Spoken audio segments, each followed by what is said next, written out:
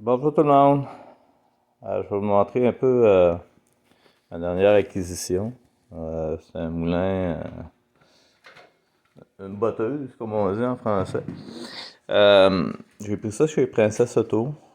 Dans le fond, c'est en réduction ce mois-ci, donc j'ai payé ça 1500 $ avec les taxes. Donc pour le prix, je trouvais que c'était un bon achat quand même. C'est tant qu'on pense que le moteur vaut à peu près 500 pièces plus la quincaillerie, les roues, tout le métal qui va là-dedans. C'était quand même un bon prix, je trouvais. Donc, je vais vous dire un petit peu, là, je viens de finir de l'assembler.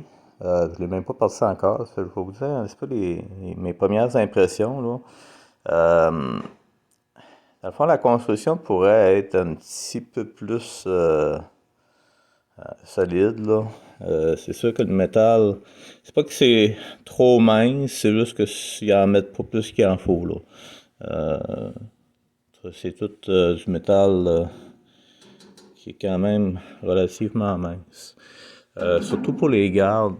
Ce qu'on voit là, dans le fond, l'épaisseur des gardes est encore quand même assez faible.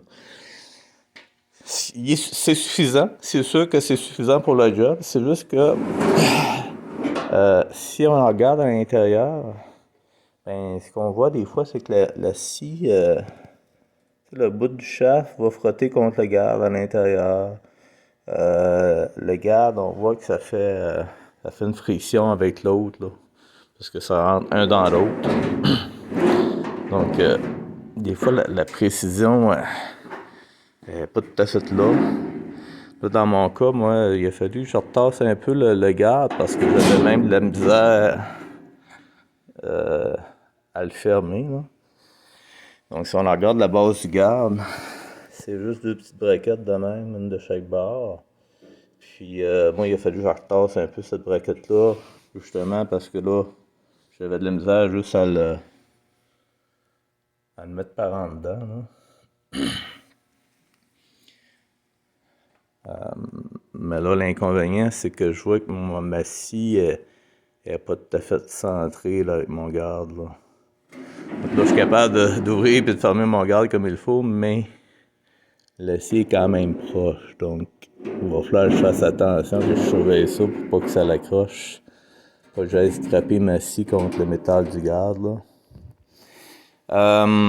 Comme assemblage, c'est assez simple, vraiment, là. Il y a juste cette grille-là à poser avec cette plaque-là à l'arrière.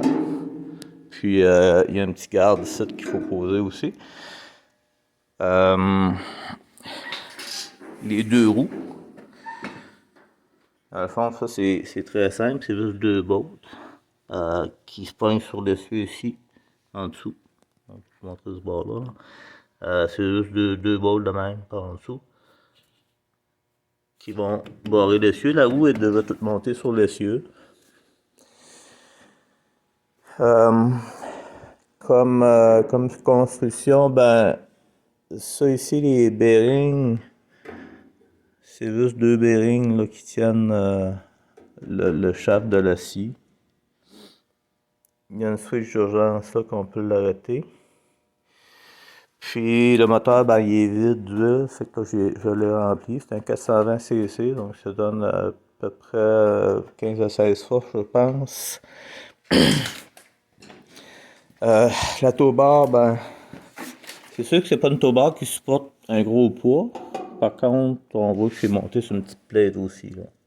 Une petite plaque de même qui est pas très épaisse.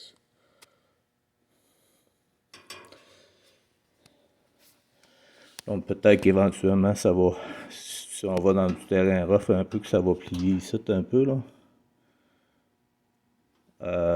On a cette manivelle-là qui sert à ajuster notre courroie. Donc il n'y a pas d'embrayage comme tel, là, c'est direct avec des straps, des courroies.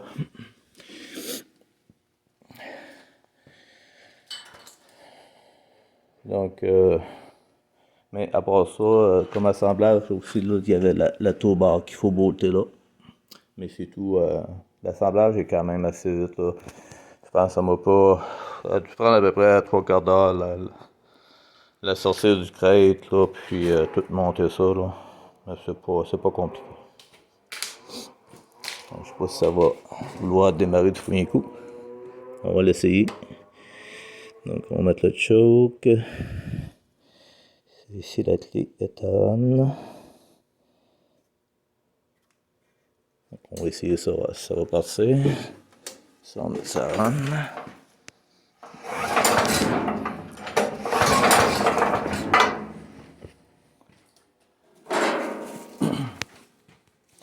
On voit déjà qu'elle veut partir.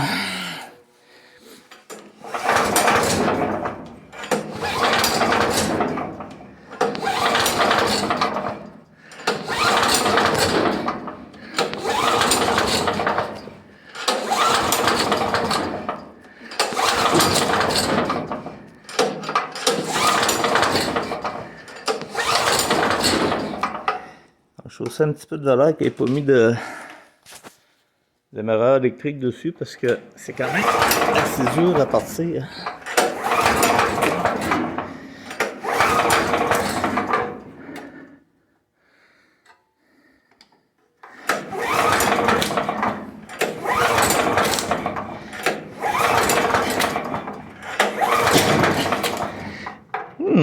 OK.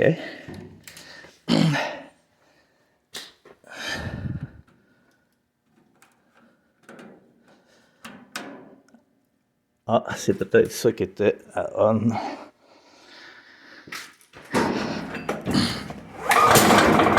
oui, c'est ça.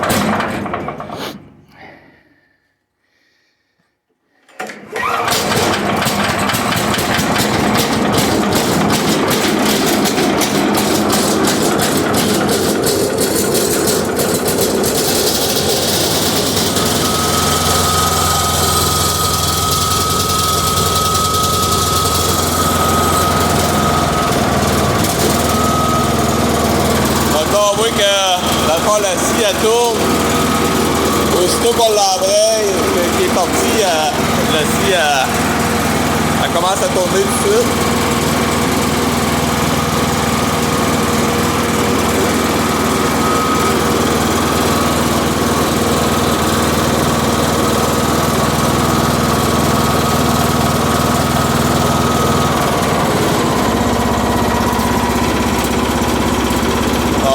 Pour l'arrêter, je vais diminuer ma vitesse le plus possible, là, puis je vais l'arrêter.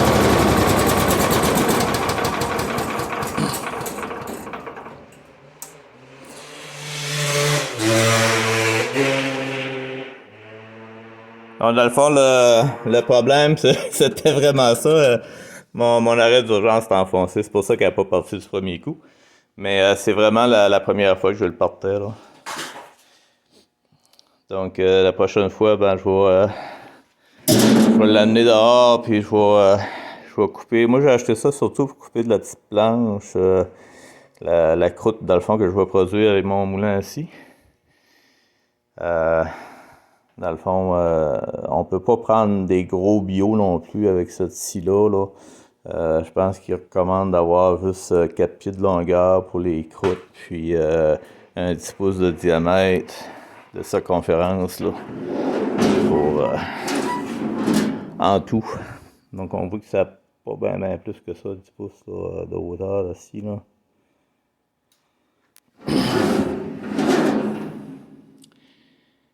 Donc c'est ça, c'est la première fois qu'elle roulait.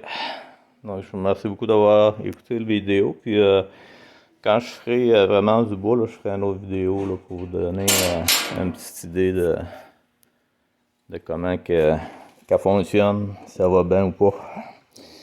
Donc je vous souhaite à tous une bonne journée, puis merci d'avoir écouté la vidéo.